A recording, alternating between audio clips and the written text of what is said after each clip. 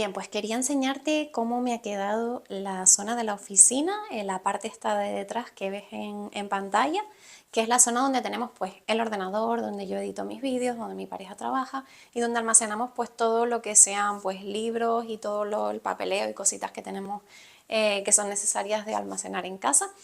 Al final pues las opciones que tenía pues son varias, o sea, había muchas opciones, pero me decliné más por esta última que hice porque estéticamente creo que se ve un poco mejor. Sí es verdad que tengo dudas con respecto a el tener colocados ambos muebles juntos porque son de diferentes colores y me choca un poco ese aspecto, pero bueno, no sé qué opinas tú, si me lo puedes dejar en comentarios. ¿Qué harías si pintarías los dos muebles iguales? ¿En qué color te declinarías por pintarlos? Si del color cremita o beige que tiene el mueble bajo o en color blanco y la base más en color madera del mueble más alto. Te voy a enseñar un poco para que veas todo el entorno y así pues ves un poquito mejor cómo me ha quedado. Bueno, vamos a empezar por esta parte. En este lado de aquí, como te había comentado en el vídeo, colocamos la estantería que anteriormente pues teníamos en esta parte de aquí. La tenía justo aquí al lado de este cuadro. Entonces lo que hemos hecho ha sido rodarlo. He colocado por aquí estos dos baúles que los utilizo pues para almacenar cositas de manualidades.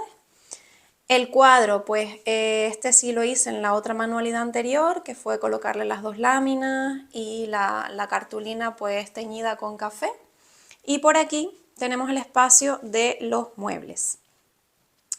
Como puedes ver, son de diferentes colores y es verdad que desentonan un poquito. Para mí, pues creo que me gustaría un poquito más que fuesen del mismo color.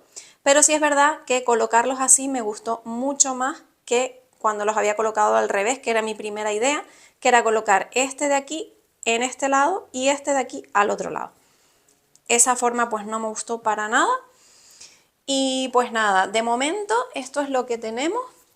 Este es el cambio que hemos creado. He colgado por ahí esos móviles que hice en Navidades, los puse por ahí. Bueno, tenemos el reloj y algunas cositas por aquí un poco más decorativas.